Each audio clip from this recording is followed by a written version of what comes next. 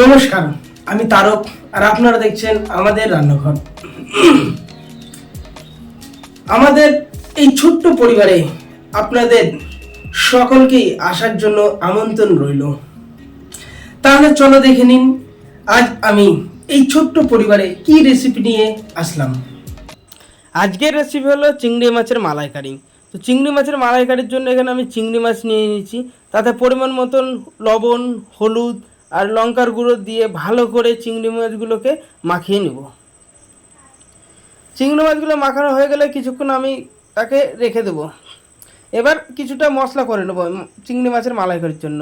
প্রথমে দিয়ে দিলাম সর্ষে, এক চামচ জিরা, এক ইঞ্চি আদা, কিছুটা রসুন দিয়ে দিলাম, আর কিছুটা পেঁয়াজ দিয়ে, আর দিয়ে দিলাম কাজু বাদাম দিয়ে এইগুলোকে ভালো করে একটা মশলা তৈরি করে নেব। মশলাটা তৈরি হয়ে গিয়েছে। এবার আমি একটা কড়াই নিয়ে নিলাম, তাতে পরিমাণ মতন সরষের তেল দিয়ে দেব। তেল গরম হয়ে গেলেই তাতে যে মাছগুলো রেখেছিলাম সেই মাছগুলোকে আমি একটা একটা করে ছেড়ে দেব। মাছগুলোকে উল্টা পাল্টা করে ভালো করে ভেজে নেব। বেশি লাল করব না, হালকা করে ভেজে নেব। তো মাছগুলো উল্টে পাল্টে দিচ্ছি। মাছগুলো ভাজা হয়ে গিয়েছে। এবার একটি পাত্রে আমি তুলে নেব মাছগুলোকে।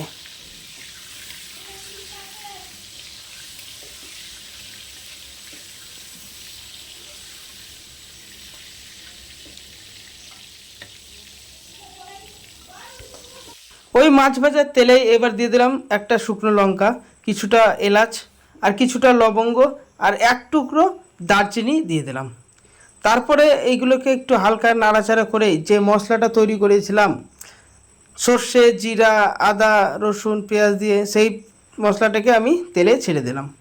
এই মশলাটাকে আমি কিছুক্ষণ ভালো করে কষে নেব।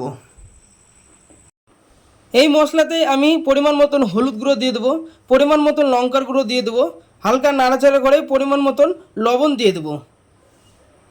দিয়ে ভালো করে মশলাটাকে কষে নেবে। যতক্ষণ না যে মশলার কাঁচা গন্ধটা বেরোবে ততক্ষণ আমি মশলাটাকে ভালো করে কষে নেব।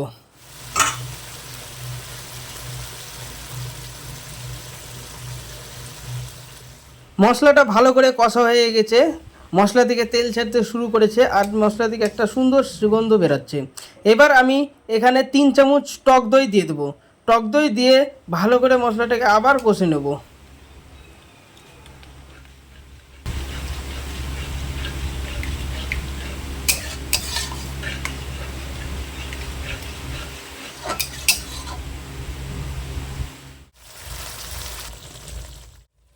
মশলাটা কষা হয়ে গিয়েছে।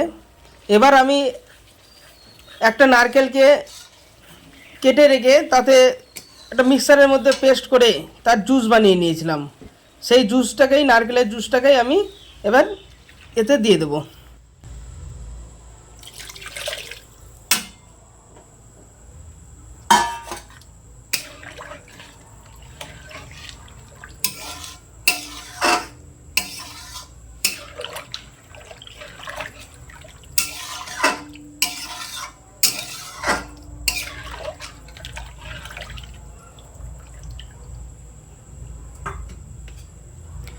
এবার আমি যে চিংড়ি মাছগুলোকে ভেজে রেখেছিলাম সেই চিংড়ি মাছগুলোকে এই ঝোলের মধ্যে আমি দিয়ে দেব। দিয়ে ভালো করে ঝোলটাকে ফুটিয়ে নেব।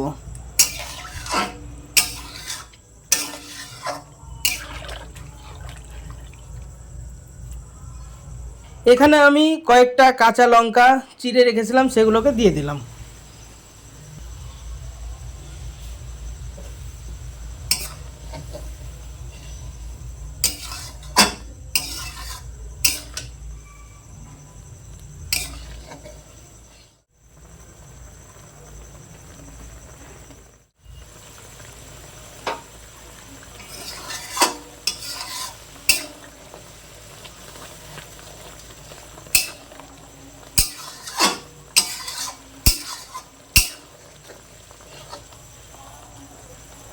তাহলে চিংড়ি মাছের মালাইকারি রান্না আমার কমপ্লিট।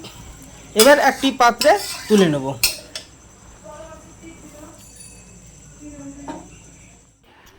তো ভিডিওটা ভালো লাগলে সবাই লাইক করবে, কমেন্ট করবে, শেয়ার করবে আর চ্যানেলটিকে সাবস্ক্রাইব করে দেবে। আর পাশে থাকা বেল আইকনটিকে দাবিয়ে দেবেন, যাতে পরের ভিডিওর নোটিফিকেশনটা তোমরা তাড়াতাড়ি পেয়ে যেতে পারো। তাহলে আজকের মতন ভিডিও এখানেই শেষ করলাম। দেখা হবে পরের ভিডিও। তোমরা সকলে ভালো থেকো, সুস্থ থেকো।